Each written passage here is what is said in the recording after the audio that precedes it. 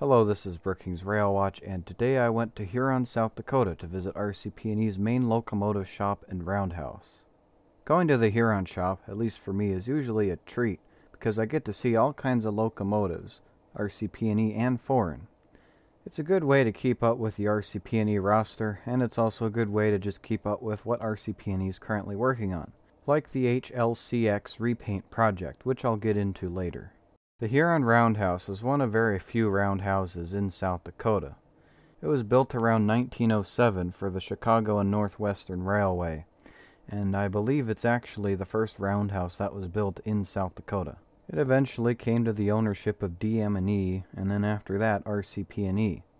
They use it for all of their locomotive repairs, repaints, and general maintenance for their entire railway system. Anyway, on with the main program. I showed up, and as usual, there is a large selection of locomotives to take pictures of and get a good look at. One rather unfortunate sight was that there is quite a few RCP&E locomotives that had their engines taken out and that were being scrapped, and they were all broken down for one reason or another. There will be a section on my website with a complete list of all the locomotives I saw in today's trip, and each one will go into detail of which ones are broken down, which ones will be repainted, etc. Speaking of repaints, let me explain that. Sometime in late 2021, a group of red HLCX GP38-2s showed up at the Huron shops. After the winter had passed, they had all been painted into shiny new corporate orange for various G&W railways around the U.S. I had seen a few of these last June when I was here, but by the time I had visited, most of them had already been dispersed. Starting sometime in August of this year, another batch of HLCX engines has showed up, and I expect the same will probably happen to them. I will also have more about the repainting operation on my website. After getting a good fill of photography, I headed down the yard a little ways and found a group of 3 RCP&E engines moving around.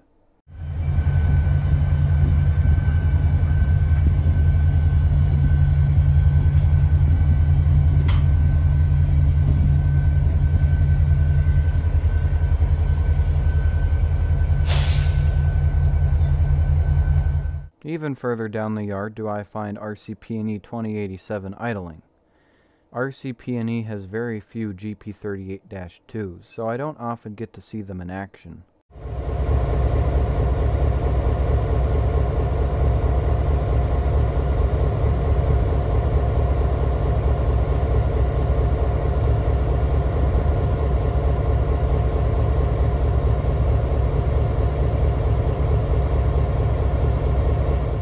Eventually I leave the RCP&E roundhouse yard and continue further until I find another yard which has a peculiar looking blue locomotive.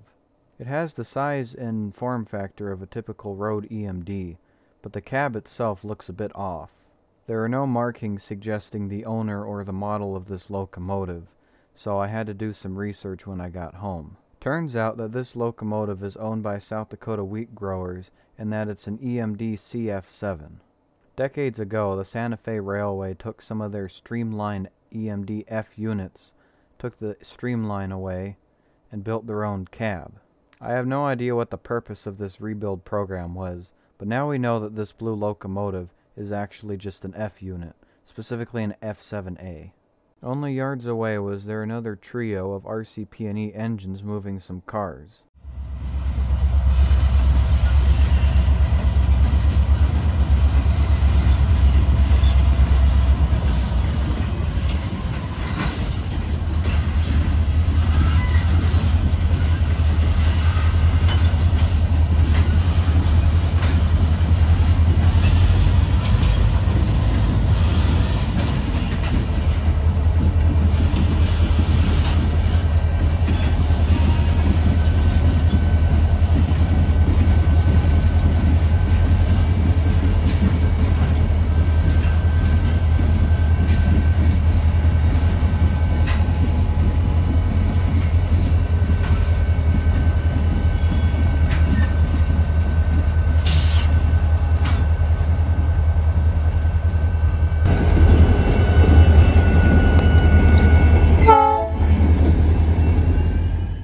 Next, I went to Wolseley, South Dakota, which is just a few miles down the road on Highway 14, to see the diamond at which RCP&E and BNSF cross each other. Unfortunately, I did not see any active BNSF trains passing by during this whole trip. I did, however, spot a pair of BNSF ES44C4s parked along some siding. Only the front one was running, but it made for a nice recording of that GEVO 12 engine.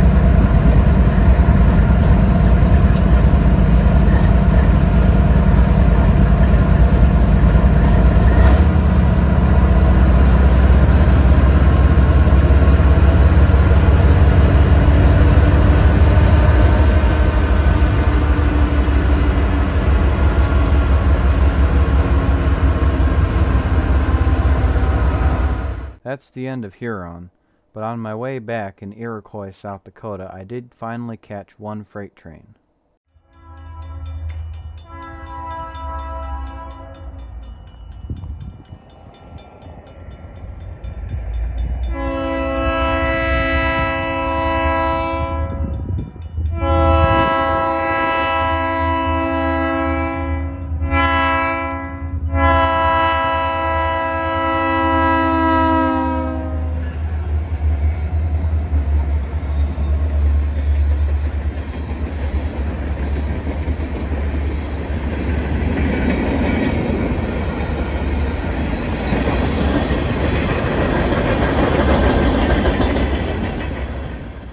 Anyway, that's going to be it for this rail expedition, so I hope you enjoyed, and I'll see you in the next one.